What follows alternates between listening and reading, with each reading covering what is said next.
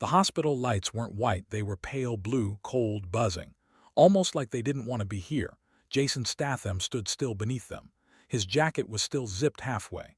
Dried flecks of sand from the job site clung to the hem of his jeans.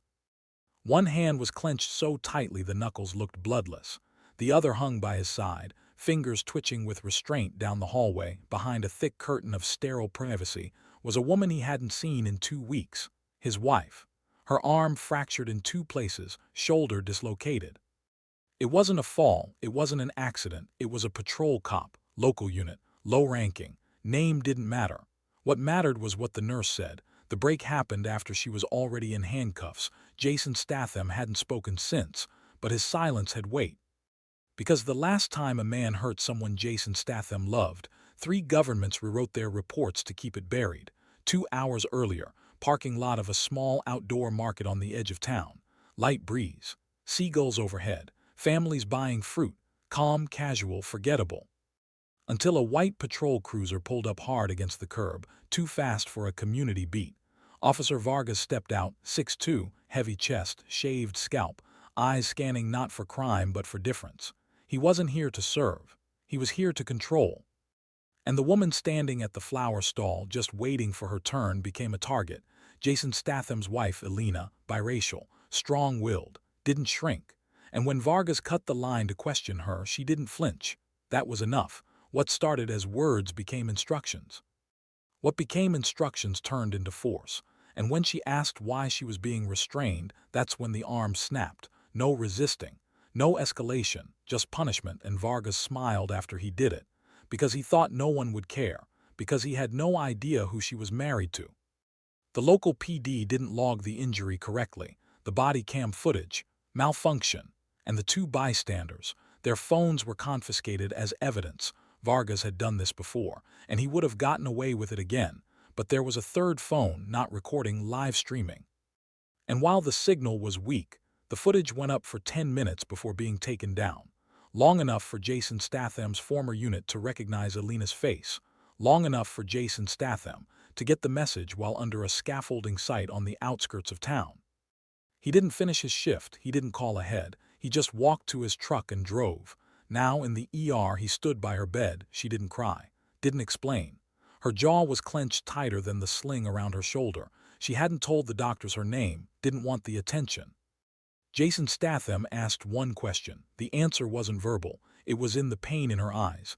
That was enough. He turned and walked out, past the desk, past the officers posted outside, and out into a night that suddenly felt like a war zone. 20 minutes later, Officer Vargas sat alone in the precinct locker room. He hadn't heard yet. He thought the whole thing was done, thought the report would be buried like the others, until the radio crackled, and the desk sergeant said a man was in the lobby asking for him. Didn't give a name, just said it was about the woman at the flower stand. Vargas grinned, thought maybe it was the boyfriend, maybe he'd get to finish what he started. He didn't know he was walking into his own reckoning. Jason Statham didn't raise his voice. He didn't make a scene. He just stood still, right hand in his coat pocket, left one holding a small paper bag with the crushed bouquet Elena never got to take home.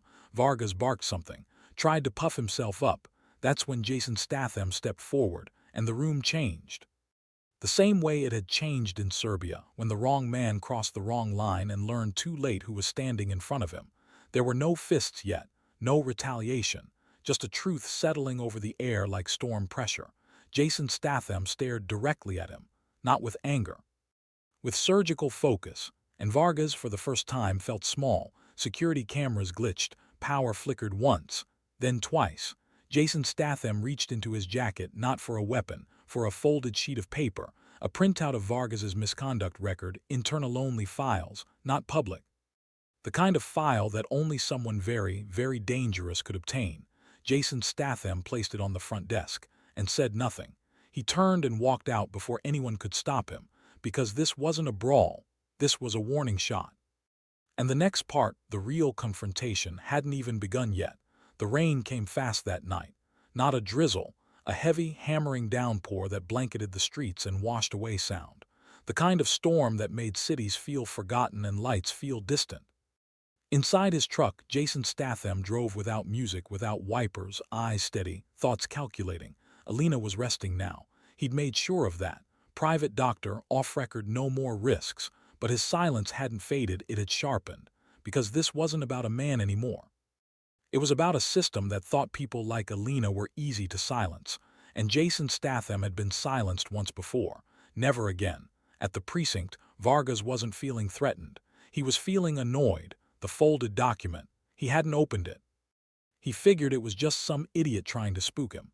Maybe a boyfriend with access to some half-assed file from a disgruntled ex-cop forum. He tossed it in his drawer. But then his patrol car didn't start. Then his partner stopped answering.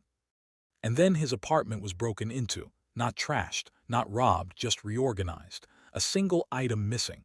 A silver ring that didn't belong to Vargas. A woman's ring. Blood on the inside band. That's when he knew something wasn't right. Meanwhile, Jason Statham stood at an old warehouse on the edge of town. It wasn't on any map. It was where retired men from his former unit used to meet when ghosts needed burying. Inside, 3 people waited, 2 former analysts, 1 ex-tech from Deep Ops. They didn't ask why he called. They just activated the gear. Jason Statham didn't need force, not yet, he needed pressure. And pressure was data. Within hours, they had every detail on Vargas' connections. Weak points, bribes taken, reports suppressed, past incidents of excessive force flagged then buried. He wasn't just a rogue cop. He was a protected one, by men in city suits and security firms who wore friendship like armor and justice like theater. Jason Statham now had names, and names were leverage. Across town, Alina sat quietly by the window, arm braced, coffee untouched. The doctor had told her to rest. She couldn't. She knew Jason Statham's silence, knew what it meant when he didn't pace, didn't argue, didn't lash. It meant something was being built, a response, a consequence. And this time it wouldn't just be about her. She looked at the scar on her shoulder, one she'd gotten 10 years ago on a mission she was never supposed to be on. People thought Jason Statham protected her. What they didn't know is that she had once saved him. This wasn't revenge, it was personal. And she knew where to go. Vargas got the message at 2:03 a.m., not a text, a knock. He opened the door to his apartment and saw nothing until he looked down. A single black and white photo of himself standing in the crowd outside the flower market. The angle was impossible, overhead scoped, timed perfectly. On the back of the photo, one sentence: every angle has an origin. Vargas grabbed his gun, but he was alone. He didn't sleep the rest of the night. Jason Statham moved through the city like wind. No cameras caught him. No logs recorded his presence. But everywhere he passed, doors closed, lights dimmed, and people who had profited from silence suddenly found themselves alone with thoughts they didn't want to have. In one office, a judge found his personal laptop frozen on an image of Vargas striking Alina. In another, a city councilman received a voicemail of himself agreeing to bury a complaint, unaware his mic had been hot. Jason Statham didn't scream. He just turned the volume up on things they'd hoped were forgotten. By sunrise, every person who'd protected Vargas was awake. Not because of alarms, but because they'd all received a file digital, clean, embedded with military encryption inside, footage, audio, witness logs, unredacted history, and one symbol, a seal that hadn't been used since the dissolution of a covert agency now wiped from existence. The seal was Jason Statham's old clearance. This wasn't a vendetta. This was a classified rollback. Vargas showed up to work but was pulled aside. Internal Affairs was already waiting. They didn't say who gave them the order. They just handed him a document with a list of charges and said, "Sit down." But Vargas didn't sit. He stormed out, raged, drove with no destination, ending up at a forgotten diner off the highway. And there, in a booth near the window, sat Alina, alone, wearing a shoulder sling, calm. He froze. She didn't stand, didn't move, just looked up at him, and in her eyes he saw not anger but finality. She reached into her pocket and slid a ring across the table, her ring, the one taken during the assault. The one Jason Statham retrieved. She didn't speak. But her message was clear. This isn't about what you did. It's about what you thought you could get away with. Vargas stepped back, stumbled out, and drove until he hit a roadblock. Literally, 2 black subs. No markings. He never came home after that. Back in the city, Jason Statham stood on a rooftop. Sunrise cut the skyline.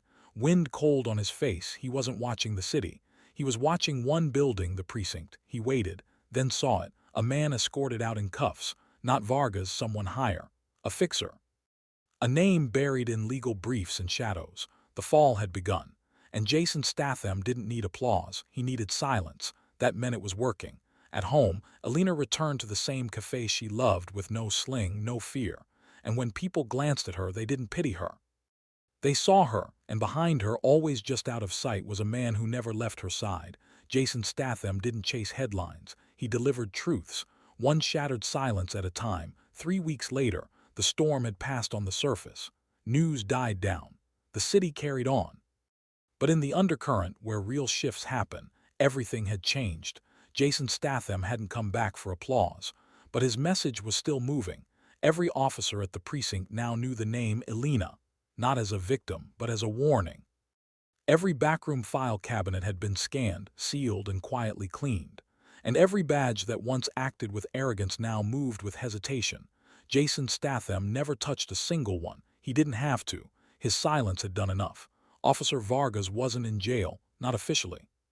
But he wasn't on patrol either, transferred to what they called administrative seclusion, a paper term for internal exile. No gun, no badge, no squad.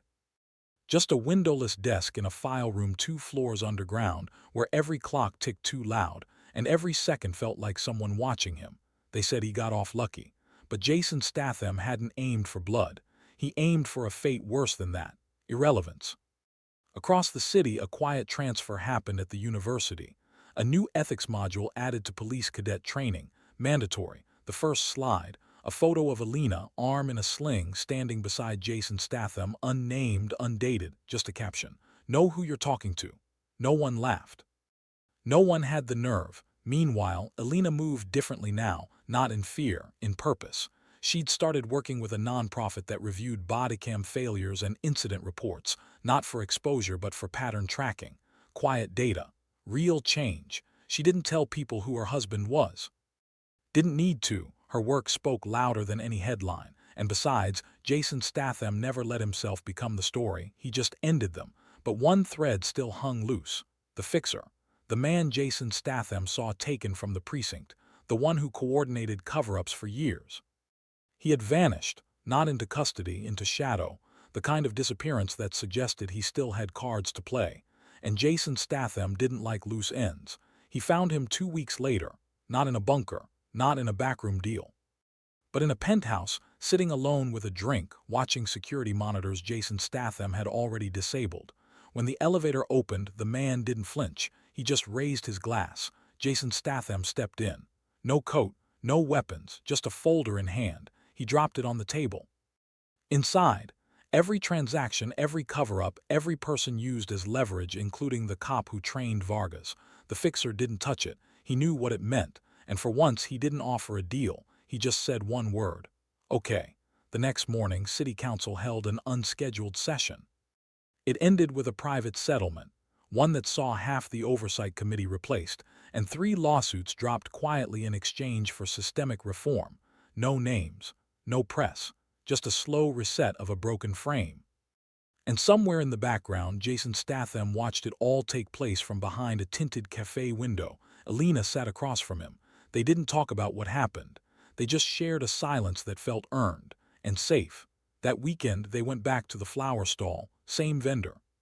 Same breeze, different day. Alina picked a sunflower. Jason Statham picked up the dropped stems and handed them to her without a word. The stall owner, who'd seen it all, just nodded, not in pity, in respect. Later, as they walked down the path near the bay, a small kid on a scooter raced past and clipped Jason Statham's leg.